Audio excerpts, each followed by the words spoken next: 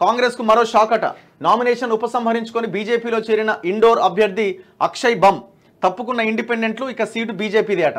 So Surat తర్వాత మరో seat అన్నమాట ఇది. మరి ఏమైందో ఆయనకు, ఎవడు కొన్నాడో. ఇగో కారులో కైలాస్ విజయవర్గీయతో అక్షయ్.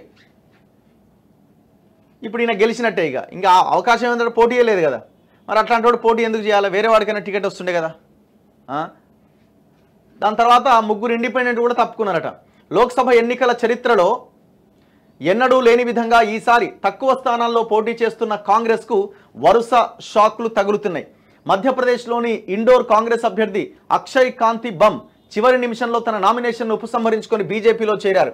అక్షయ్ బమ్తో పాటు మరో ముగ్గురు అభ్యర్థులు కూడా తమ నామినేషన్లు ఉపసంహరించుకున్నారని జిల్లా కలెక్టర్ ఆశీష్ సింగ్ మీడియాకు తెలిపారు. మే 13వ తేదీన ఈ నియోజకవర్గంలో పోలింగ్ జరగాల్సి ఉన్నది. సోమవారం మధ్యప్రదేశ్ మంత్రి బీజేపీ నేత కైలాష్ విజయవర్గీయతో తన కారులో అక్షయ్ బమ్ను చూపిస్తూ తీసిన ఫోటోను ఎక్స్లో పోస్ట్ చేయడంతో నామినేషన్ విత్డ్రా అంశం వెలుగులోకి వచ్చింది.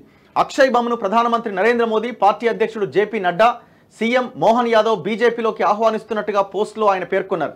గత వారం సూరత్ లోక్సభ స్థానం నుంచి కాంగ్రెస్ అభ్యర్థి నీలేష్ కుంభానీ నామినేషన్ తిరస్కరణకు గురవడం, వెనువెంటనే స్వతంత్ర అభ్యర్థులు కూడా తప్పుకోవడంతో ఎన్నికల ఫలితాలకు ముందే బీజేపీ బోనిగొట్టింది.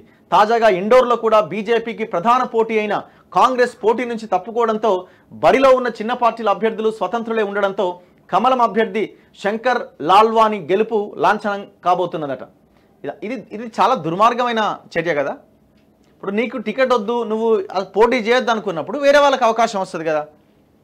అంత కోవట్నా కొడుకులు కదా మొత్తం ఈ వీళ్ళంతా. ఇట్లాంటి వాళ్ళు ఉంటారు.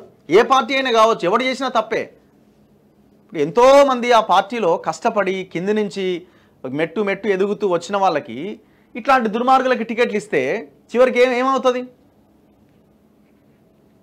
అందుకే పార్టీలు ఆలోచించి ఓటు ఇవ్వాలి. వాడు ఎటువైపు వెళ్తున్నాడు, వాడి ఆలోచన ఏంది, వాడిలో ప్రవహించేది మన పార్టీ రక్తమేనా, మన ఐడియాలజీ ఉందా లేదా, ఈ దిశగా ఆలోచించాలి. అప్పుడు వాడు అమ్ముడు పోకుండా ఉంటాడు. వాడు నామినేషన్ వేసి విత్డ్రా టైంలో నామినేషన్ ఉపసంహరించుకున్న ఒక ప్రధాన పార్టీ నాయకుడు అంటే ఎటువైపు వెళ్తున్నట్టు? ఇది నాకు తెలిసి దేశ చరిత్రలోనే మొట్టమొదటిసారి. గతంలో ఎప్పుడైనా జరిగిందేమో నాకు తెలియదు కానీ